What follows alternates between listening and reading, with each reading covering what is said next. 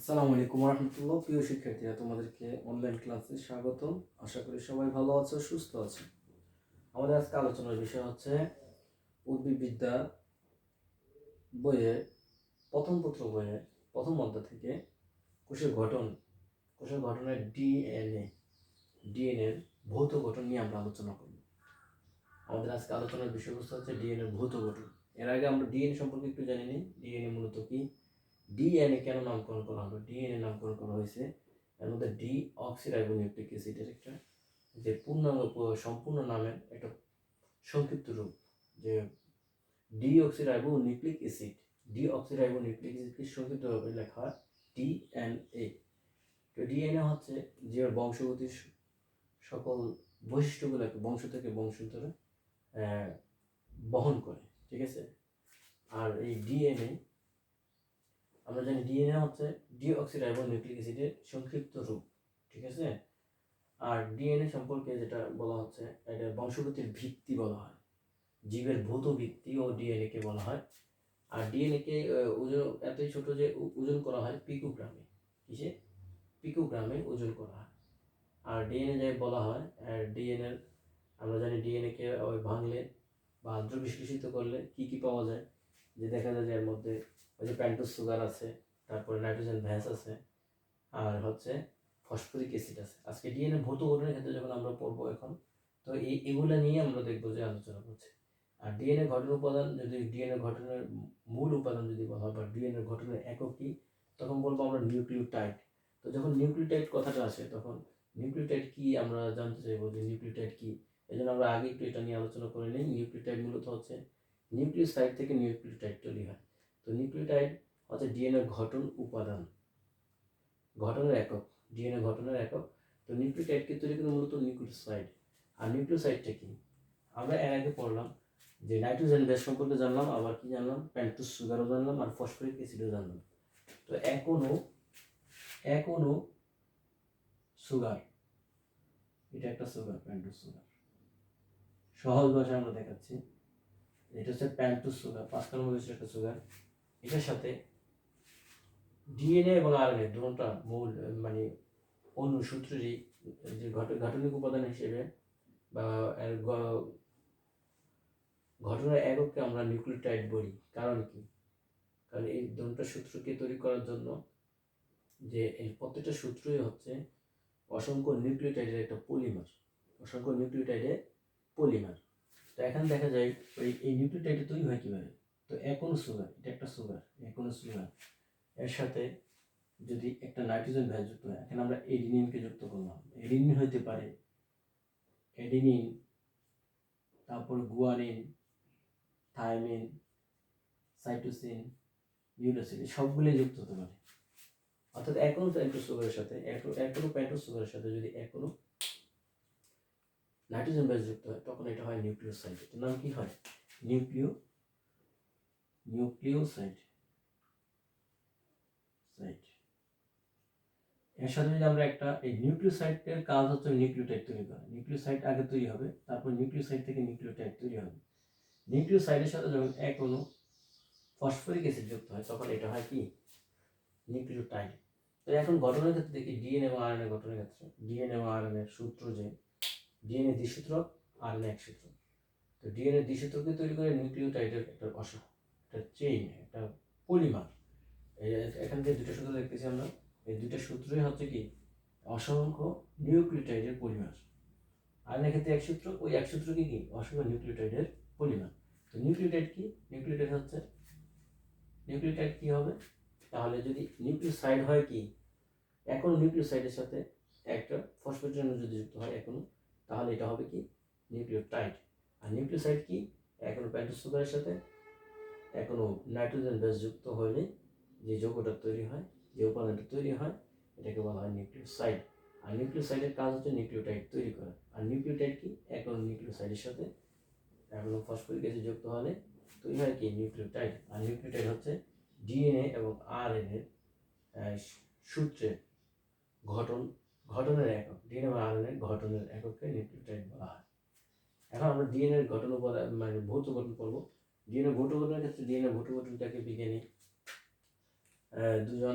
দুজন গবেষণা করে নিউক্লিয়ার ডিএনএ একটা ঘটন বা একটা মডেল দেন, প্রস্তাব করেন, যেটাকে বলা হয় ডিএনএ মডেল।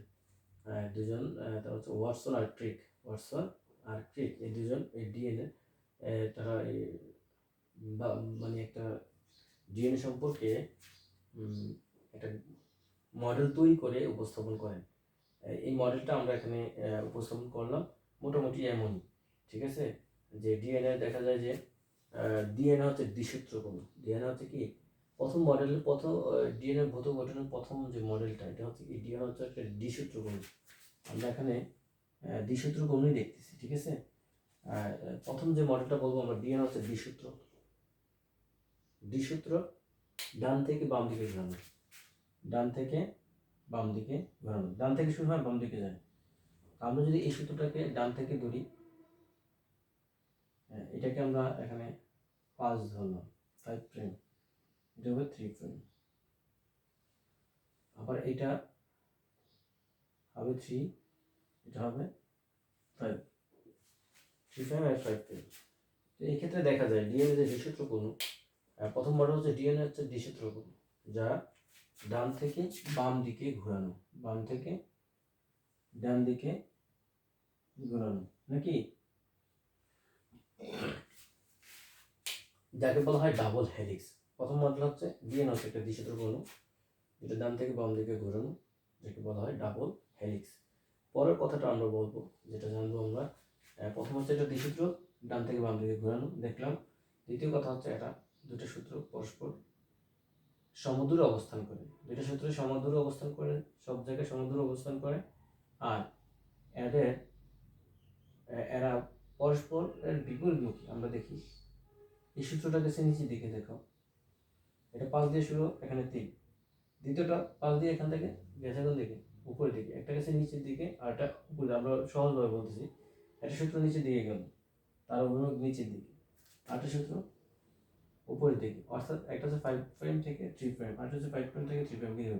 কিন্তু দেখা যাচ্ছে কি একটা আরেকটা বিপরীতমুখী, দ্বিতীয় কথাটা হচ্ছে সূত্র দুটি পরস্পর সমুদ্রে অবস্থান করে এবং পরস্পর বিপরীতমুখী, সূত্রটি সমুদ্রে অবস্থান করে পরস্পর বিপরীতমুখী। 3 নম্বর মডেলটা যেটা আমরা বলবো,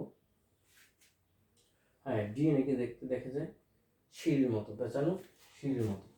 ডিএনএ দেখতে সিঁড়ির মতো, কিন্তু যেমন সিঁড়ি আমরা দেখি হাতল থাকে, সিঁড়ি থাকে আর হাতল থাকে, সিঁড়ি আর হাতল।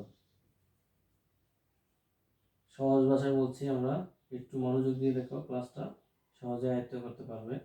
এক সিঁড়ি আর হাতল, আমরা দেখি কি সিঁড়ি আর হাতল। তো ডিএনএ ক্ষেত্রে দেখো, এই যে nitrogen base, adenine, thymine, cytosine, guanine, একটা পিউরিনের সাথে একটা পাইরিমিডিন যুক্ত হচ্ছে। এটা পিউরিন, এটা পাইরিমিডিন, এটা পিউরিন, এটা পাইরিমিডিন, এটা পিউরিন, এটা পাইরিমিডিন। তো এইভাবে সিঁড়িগুলো তৈরি করে নাইট্রোজেন ভ্যাস।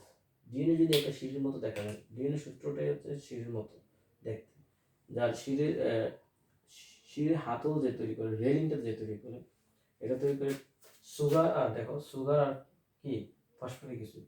সুগার আর ফসফরিক অ্যাসিড সিঁড়ির হাতল তৈরি করতেছে, আর সিঁড়িগুলো তৈরি করতেছে কি নাইট্রোজেন গ্যাস। একটা পিউরিন, একটা পাইরিমিডিন, একটা সিঁড়ি, একটা পিউরিন, একটা পাইরিমিডিন, একটা সিঁড়ি। যেমন এডিনিনের সাথে থায়ামিন আর সাইটোসিনের সাথে গুয়ানিন যুক্ত হবে, এডিনিনের সাথে থায়ামিন যুক্ত হয়, সাইটোসিনের সাথে গুয়ানিন যুক্ত হয়। তাহলে আমরা যে কথাটা বলবো 3 নম্বর পয়েন্টে, সেটা হচ্ছে ডিএনএ দেখতে সিঁড়ির মতো, ডিএনএ সূত্র দেখতে সিঁড়ির মতো, আর সিঁড়ির রেলিংটা তৈরি করে সুগার আর ফসফরিক অ্যাসিড, আর ব্যাস তৈরি করে নাইট্রোজেন, আর সিঁড়ি তৈরি করে নাইট্রোজেন ব্যাস। 4 ধরনের নাইট্রোজেন ব্যাস মানে সিঁড়িগুলো তৈরি করে। এরপর আমরা যে কথাটা বলবো, এখন সিঁড়ি তৈরি করতেছে কি নাইট্রোজেন ব্যাস।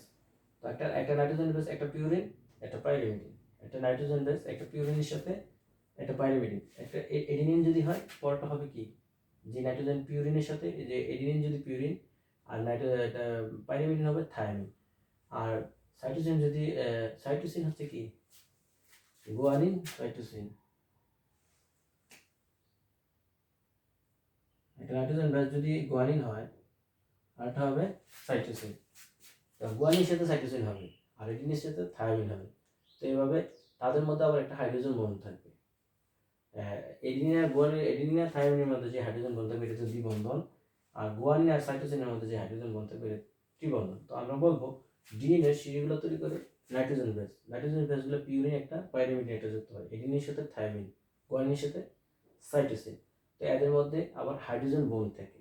এডিনিন আর থায়ামিনের মধ্যে হাইড্রোজেন বন্ড থাকবে 2টা, আর গুয়ানিন আর সাইটোসিনের মধ্যে হাইড্রোজেন বন্ড থাকবে 3টা। ঠিক আছে, তারপরের পয়েন্টটা আমরা কি জানবো যে ডিএনএ যে আমরা জানি ডান থেকে বাম দিকে পেঁচানো, তো তার এই ডান থেকে বাম দিকে একবার আসতে একটা পেঁচ সম্পূর্ণ, এখান থেকে শুরু করে এই জায়গায় আসা পর্যন্ত একটা পেঁচ।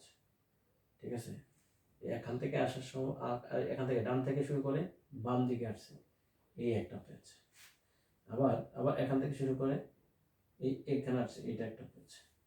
আবার যদি এই সূত্রকে ধরি এখান থেকে শুরু করে, তো তার ওদিক থেকে শুরু করে আবার এদিকে এলে এটা একটা পেঁচ, আবার এটা একটা পেঁচ। ডান থেকে বাম দিকে ঘোরানো, ডান থেকে বাম দিকে ঘোরানো যখন একটা একটা ডান থেকে বাম দিকে এসে আবার ডান দিকে আসতে যে একটা পেঁচ সম্পন্ন করি। তো একটা পেঁচ ডিএনএ একটা পেঁচের দৈর্ঘ্য, যে ডান থেকে বাম দিকে আসার পরে একটা পেঁচ হলো, এই পেঁচের দৈর্ঘ্য হচ্ছে 34 আংস্ট্রম। ঠিক আছে, এটা 34 আংস্ট্রম বা 34 আংস্ট্রম। এটাকে যদি আমরা ন্যানোমিটারে নেই 3.4 আংস্ট্রম হবে। ঠিক আছে, কারণ এটাকে যদি 10 দিয়ে ভাগ দিই এটা বের হবে, এটা হবে কি ন্যানোমিটার। আংস্ট্রম হচ্ছে 34 আংস্ট্রম, আর ন্যানোমিটারে নিলে হবে 3.4 ন্যানোমিটার। তো ডিএনএ একটা পেজের দৈর্ঘ্য কত হবে যদি প্রশ্নে আসে, আমরা বলবো ডিএনএ একটা পেজ সম্পূর্ণ দৈর্ঘ্য হচ্ছে 34 আংস্ট্রম, আর এটাকে যদি ন্যানোমিটার না হয় 3.4 ন্যানোমিটার। তারপর পয়েন্ট আমরা বলবো এটা হচ্ছে তার পেজের দৈর্ঘ্য, একটা পেজের দৈর্ঘ্য।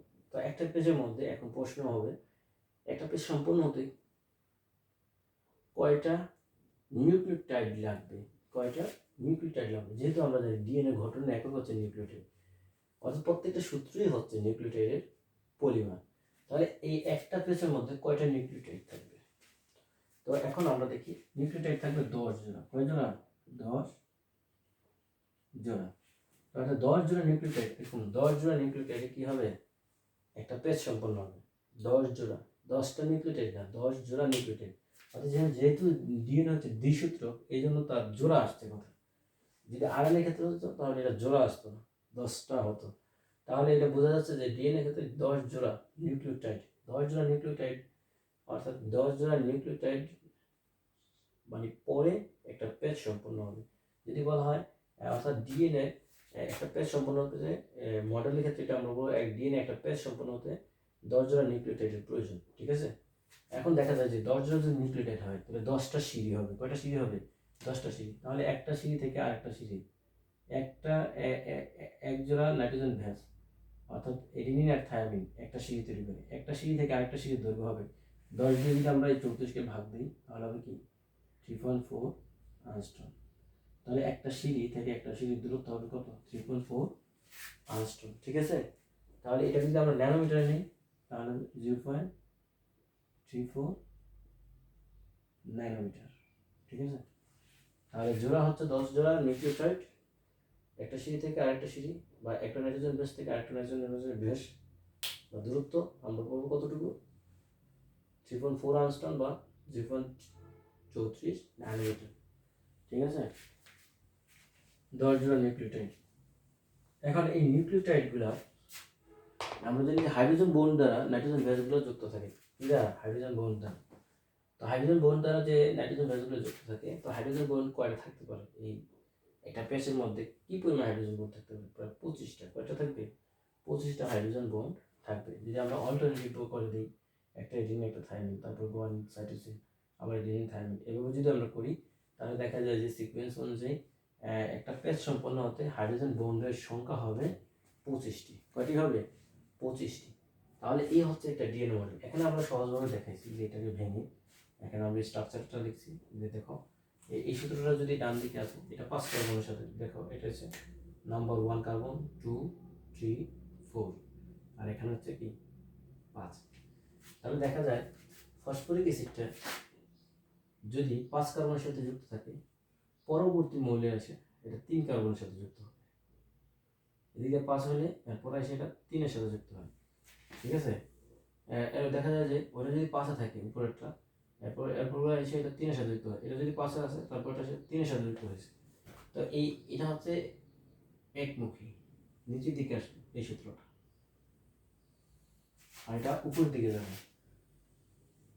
তো এখন দেখা যাচ্ছে যে পেন্টোজ সুগার এটা হচ্ছে নিচের দিকে আসলো, এটা উপরের দিকে গেল, একটা বিপরীতমুখী, ঠিক আছে।